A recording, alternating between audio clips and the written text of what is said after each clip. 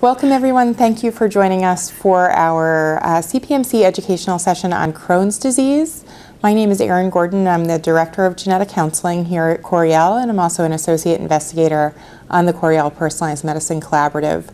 We're delighted to have you here and are very excited to have our primary speaker this evening, Dr. Andrew Conn. Dr. Conn is an Assistant Professor of Medicine at Cooper University Hospital. He's board certified in internal medicine and gastroenterology. He went to Yale Medical School and did his internship and residency at Temple University, and then did a fellowship in gastroenterology at the University of Pennsylvania. So we're delighted to have Dr. Conn here and look forward to his presentation. Crohn's disease, and I have to step back a little bit because Crohn's disease is one of a group of diseases called inflammatory bowel diseases. The other one we're not going to talk about tonight is ulcerative colitis. But we're going to focus on this, and maybe sometime in the future we'll hear about ulcerative colitis. But in general, we're going to talk a little bit about some of the epidemiology of Crohn's disease, clinical features. Also, it's an interesting disease because it also can manifest with extra or outside intestinal manifestations, other parts of the body type of complications involving joints, liver, etc., as we'll see. Something about the pathogenesis, which is ultimately what everyone wants to know, because if we know the true pathogenesis, then we may have a true answer on how to treat it. And at several of the recent meetings regarding inflammatory bowel disease, some of the, quote, mavens really believe that we are going to have a diagnosis and cure for this disease in our lifetime. And with the amount of research going on, I think I really believe it. And again, treatment. So first of all, you have to realize that this is a type of disease that's chronic, long-term. It's not like if you hurt your arm and you lose your arm, the disease goes away. This is something that a person is always going to live with and hopefully will be in remission and not have symptoms from, but many people have recurrent episodes of their disease in terms of symptoms and often fluctuate from being in remission to having exacerbations. And I'll speak more about that in a minute. A significant number of people, as you can see, are going to have surgery over their lifetime. Again, this is a disease I was talking about that basically is you're in remission, you hope to stay there, but sometimes you end up having a flare of your disease. If you have disease involving your colon, you may have diarrhea, you may have bleeding, small bowel, you may have weight loss, malabsorption. So it's always important that you're being followed by someone who knows how to treat and evaluate the disease, because obviously the longer you're in remission, the better you are because of the potential complications long term, which I'll talk further about. Again, these are chronic idiopathic. As I said, they have sort of a combination of relapsing and remitting courses. There are about 1.4 million people in the U.S. now that have inflammatory bowel disease, and that's about half and half, or about half and half of ulcerative colitis versus Crohn's. Annual incidence, about 30,000 new cases a year. It tends to be a disease of younger people. But with Crohn's, there actually as you can see, 30% are in adolescent, teenage years. Very small percentage in very young children, but also there's a second peak in the 50s in terms of Crohn's disease. It's about equal men, women, significant number of physician visits a year. You can see, and this is based on statistics probably 5 to 6 years ago. You're talking 100,000 hospitalizations a year. And I said of inflammatory bowel disease, Crohn's disease accounts for at least 2/3 of the visits and hospitalizations a year. If you look at where the distribution throughout the world it tends to be in northern climates, United States, Eastern Russia, Europe, and there also is a significant number of cases in Australia and South Africa.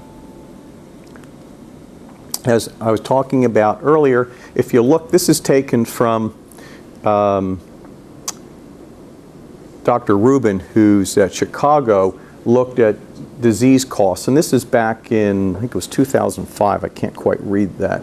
But if you look at the costs of the disease, between hospitalization and surgery, accounts for 80% of the costs for treatment of this disease.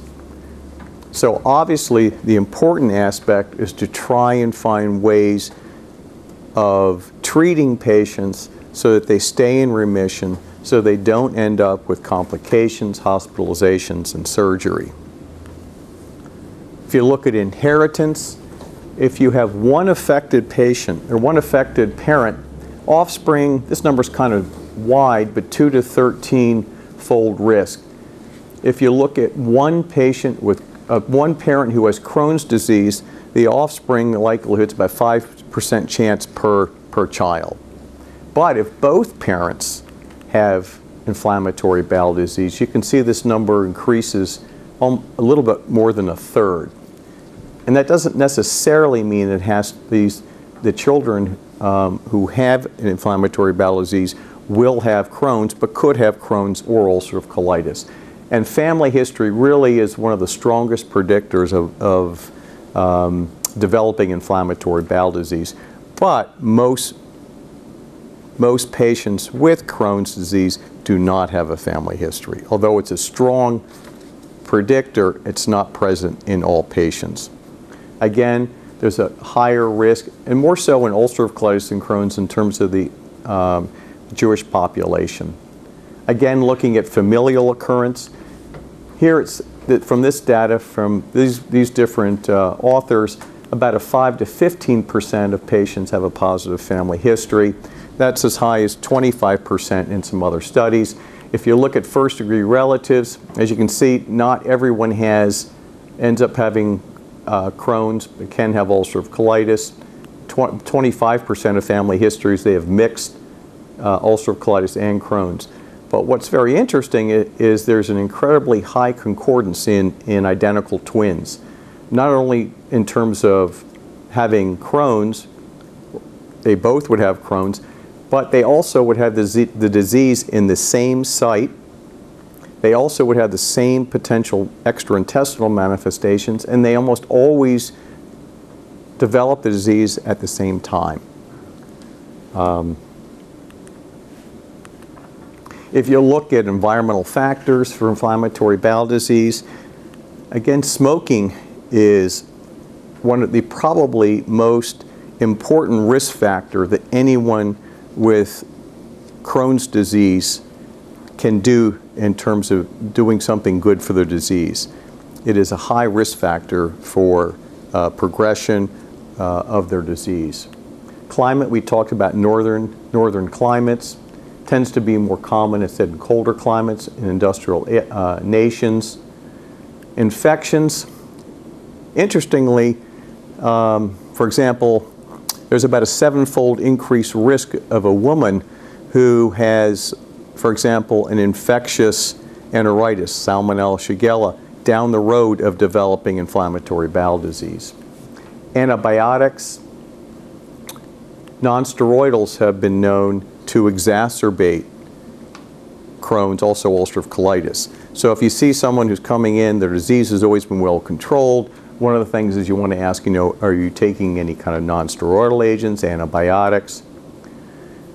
We don't know anything about diet. Basically what we know about diet is there's no specific diet that's associated with inflammatory bowel disease. We kind of tell people that stay on a bland diet if they have active disease. But nutrition is becoming a very significant component of disease, especially if your disease is active, which is requiring a lot of calorie burning and trying to maintain energy, caloric intake, nutritional, like electrolytes, minerals, and vitamins that you may be losing. And stress is interesting because there have been many studies looking at stress with ulcerative colitis, and I think more so in terms of Crohn's. Interestingly, smoking, I don't want to say is protective, but smoking actually decreases the risk. And there are some patients that anecdotal stories from some people who've actually stopped smoking. Actually, previous history of smoking or recent stopping of smoking is exacerbated or had the onset of disease. Nothing else has worked medically, and they started smoking again, and their disease goes back into remission. Just a quick side note, if you look at old ads from when smoking cigarettes started, like in the early 1900s, one of the things they said is it improves digestion. Yeah, well, that's one of the benefits. There you go. In the ads. Right? Yeah, unfortunately the other. So again, what are we talking about in terms of cause? Well, we do know that there is a genetic predisposition, and about 20 to 25% of patients with inflammatory bowel disease do have a family history or a close relative. We also know that the immune system isn't appropriate. There is some sort of an abnormal response from the immune system during this illness that results in this significant inflammatory process. And then the question is, there's something from the environmental point that may be the sort of trigger. None of these things alone will result in inflammatory bowel disease, but it's a combination. So some sort of a genetic predisposition, an abnormal immune system with a trigger that then sets this process going. And what those factors are, as I said, may be some type of infection. Many studies have looked at tuberculosis in the past. We've talked about enteric infections with women being an increased risk. Non-steroidals can exacerbate disease. Stress with ulcerative colitis. Smoking as well with Crohn's disease. If you look at the, hello. Oh, look at that. Clinical spectrum of Crohn's. Now basically, if Crohn's disease involves any part of the gastrointestinal tract, from the mouth all the way down to the rectum. It can also involve outside the rectum in terms of what are called perineal disease, or around the rectum. You can actually have tracts that go from the outside, from the perineal area, that actually can, almost like a tube, connect to the rectum. It can go to the bladder. These are called fistulas. As I said, it tends to be full thickness. So unlike ulcerative colitis, where you only had the superficial lining, this involves the full thickness, the lining, the muscle layers. So if you can imagine inflammation, full thickness, with inflammation, ultimately you can result in scarring or narrowing of the lumen of the bowel. You get what's called a cobblestone appearance, and this is what was, I'll show you a picture what I mean by that. But if you look at the lining inside with Crohn's, it has this sort of cobblestone appearance, and actually on barium studies was how it was originally described, because it looks like cobblestones when you actually look at the film. You tend to have these ulcers that are linear, not just your typical sort of ulcers that you see in the stomach that are kind of round and kind of typical, but they're sort of serpiginous. They're kind of unusual shaped. And as I said, with the inflammation involving a full thickness of the bowel, with inflammation and healing, that causes a stricture or a narrowing, which can result in obstruction. You can have these fistulae I talked about, which I'll show you in a minute, a connection between one organ and another, or one part of the bowel and another. And I said you can get extraintestinal manifestations, which I'll show you. And surgery in Crohn's disease, unlike ulcerative colitis, is not curative. You can remove a section that's badly diseased, do a reanastomosis. The most likely place of recurrence postoperatively is going to be at that anastomosis. So you always have to make sure about good vigilance in terms of being followed postoperatively and management. And the thing is, you always want to try and avoid surgery as much as possible, because as you lose potentially more bowel, you have more active disease, lose more bowel, you could end up with a short gut syndrome. And oops.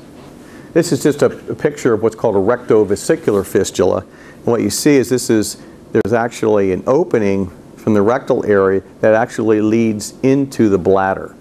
And what they're doing is they're putting contrast through, I guess this is some sort of catheter in this opening, and it, instead of going up into the rectum, which would be behind this, is going up into the bladder.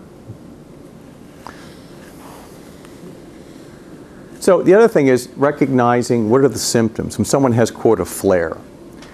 Well, it also depends upon what part of the bowel you're talking about. Crohn's, as I said, can involve any part of the bowel from the esophagus, the stomach, small intestine, large intestine. Generally, majority of patients with Crohn's disease will present with what's called ileocolonic, the end of their small bowel and the beginning of their colon. There's another 20 or so percent that will present just with colonic disease, and another 20+% that will present just with inflammation in the distal small bowel. That's not to say that you can't see patients who have disease higher up in the small bowel. Certainly esophageal and gastric Crohn's disease exist, but much, much less commonly. So also knowing the features of someone who has Crohn's disease, knowing their disease location, you can kind of tell whether someone's having their typical flare, because usually when they present initially, they're going to present in the future generally with the same set of symptoms. And if they're not, then you're starting to worry about, is there something else going on? Or is their disease becoming more severe, extending to involve other part of the intestinal tract? But for example, someone who has colonic disease, you know, they're going to present with diarrhea. And it may be worse than their normal number of bowel movements a day. They may present with rectal bleeding. Certainly they can have abdominal pain or cramping. They can present with fever. Fatigue is a common complaint. And again, extraintestinal, they may present with joint pains, swelling. I have one lady that has eye involvement, and she actually will get what's called a scleritis, where actually the sclera gets red, it's very painful. As part of it actually occurs prior to her actual intestinal complaints, but not long, about a day or two later, she starts getting the gastrointestinal symptoms. There's some typical skin lesions and mouth ulcers, these aphthous type ulcers that you can see in the mouth. And I'll show you. What are the lesions, skin lesions, what are they like? Well, I'm going to show you in a minute, and I can actually tell you a story. But anyway, again, symptoms, endoscopic findings. You want to make sure there are no other illnesses, family history. And you want to, they're all like a puzzle. Each piece of these, you have to take all these different pieces and kind of put them together to come up with your diagnosis. And again, when someone presents with diarrhea, maybe they're having an exacerbation, but on the other hand, are you sure it's Crohn's? Do you know it's not ulcerative colitis? Is it an infectious agent? Is it Clostridium difficile? Is it a colitis that's caused by non-steroidal anti-inflammatory drugs? Is it ischemic, someone who's older and has atherosclerotic disease? You can have disease involving the blood vessels, you know, to the intestine and to the colon, and you can get colonic ischemia and present with bleeding, diarrhea. Radiation, people who've had radiation colitis can present with bleeding, sometimes diarrhea, and diverticulitis.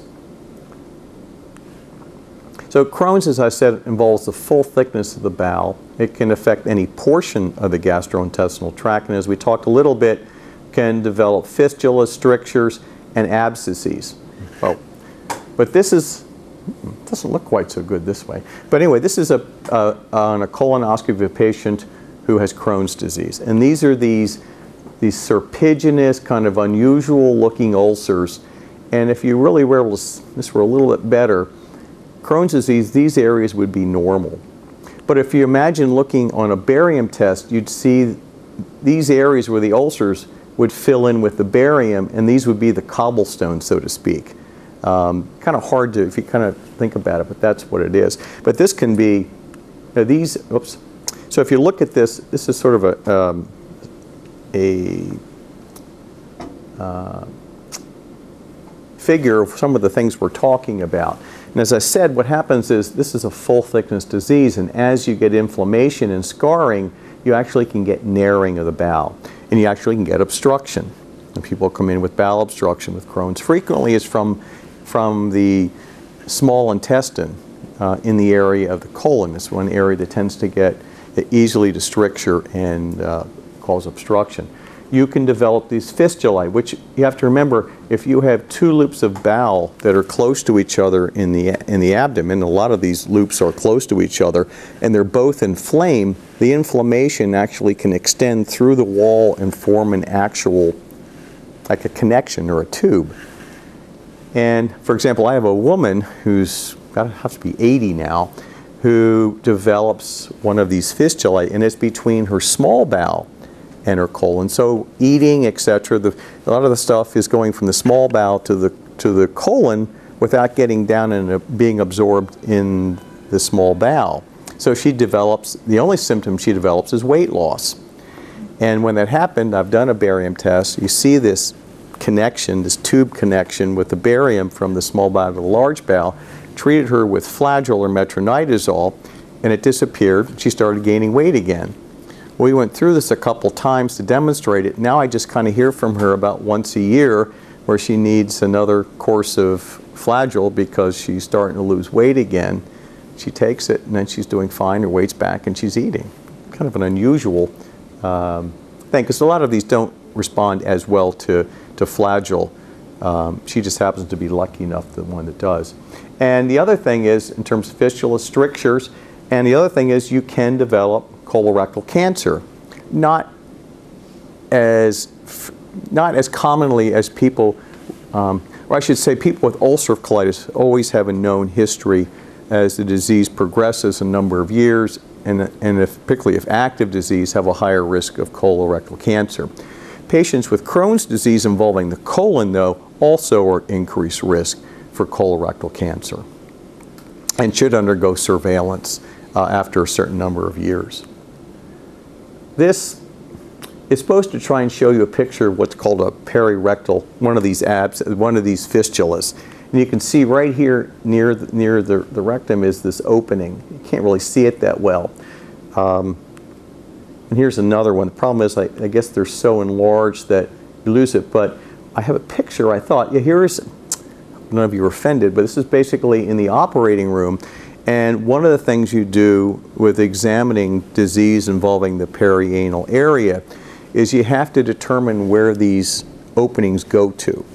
And the best way to do that is with a combination of an MRI and an exam under anesthesia. So basically, the surgeon goes and under anesthesia takes small probes like this to determine where these connect to.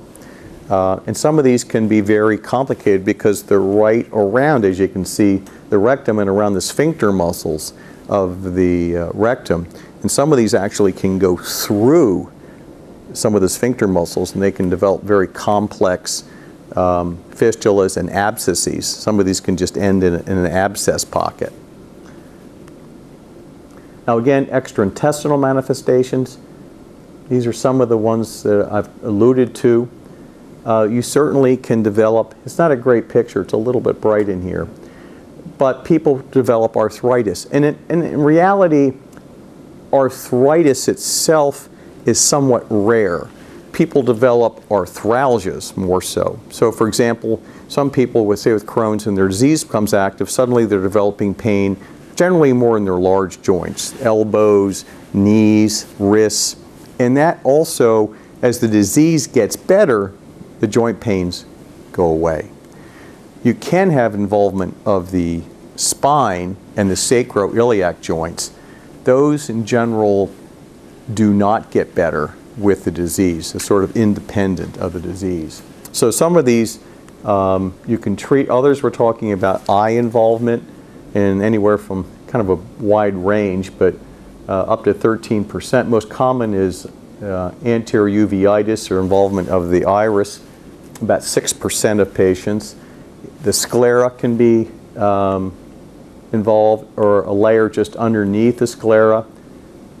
and these people need to be followed. I have one lady who said who has an ophthalmologist, and every time she goes she has steroid drops, and when she knows when she's having an exacerbation, she has a way to treat that while we simultaneously treat the rest of her disease.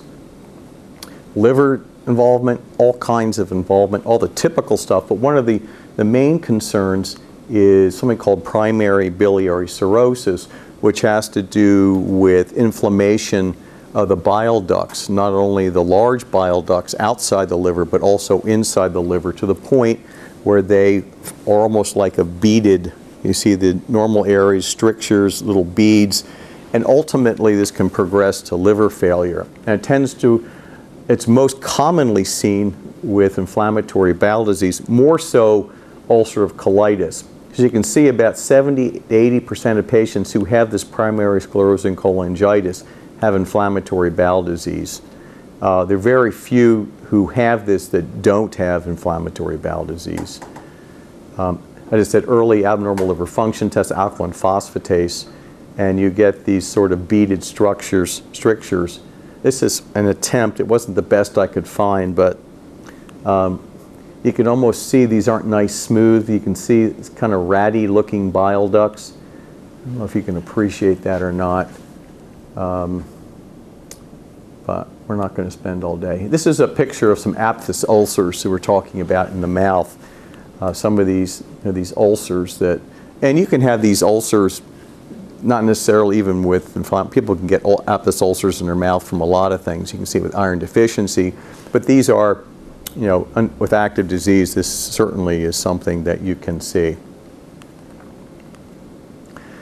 All right, the other thing is that, I haven't really talked about treatment overall yet, but one of the complications, eye involvements, is cataracts and glaucoma. Because when you use chronic steroids, there's an increased risk of cataracts after a number of years. And really, people who are on steroids long-term should be followed by an ophthalmologist. Of course, these days, when I hear steroids on a patient with inflammatory bowel disease, that's something we don't like to hear anymore, because someone who's treated with steroids, say from the first onset of their disease, either ulcerative colitis or Crohn's, there's anywhere from a 20 to 30% chance of surgery within 1 year. And this just kind of gives you sort of a lifetime look at, this is, maybe you don't understand this, but this is looking at disease over a number of months to years. And what happens is when the disease first is apparent, a lot of it's inflammatory. So if you have any sort of anti-inflammatory medications, the biologics, the immunomodulators, 5-aminosalicylates, all of these, this is where they have their impact. The problem is if you've had disease for a number of years and you haven't really been treated appropriately or haven't been treated at all, this inflammation ends up with scarring, stricturing, so to the point, at one point, the point of, you're out here, this is all stricture disease, and there's very little active, I'm sorry, this is all stricturing and fibrotic disease. The amount of active inflammation is this. So the importance is trying to aggressively treat patients early in their course so that they don't end up having this long course complicated by stricturing, potentially obstruction, other complications. Because by the time you get out to here and you start increasing your therapy to using immunomodulators like azathioprine, using biologic agents, you're not going to have much effect. And this was something it was done by Ed Loftus, who's at the Mayo Clinic. This is basically, he took an average of what happens in the natural history of Crohn's in a patient for his entire life. And what he found is that about 11 years is spent in remission, doing well, no symptoms. About 12 to 13 years, they're in mild remission. So they may have some mild symptoms, nothing horrible, but generally doing not too poorly. On the other hand, they have disease that's severe in this area where 4/10 of the year, 4/10 of a year, they are responsive to drugs. 2 years, they're dependent on drugs, such as steroids. And then it gets to the point where about 8/10 of a year, they're refractory. And you can see half of a year is involved with surgery. Now,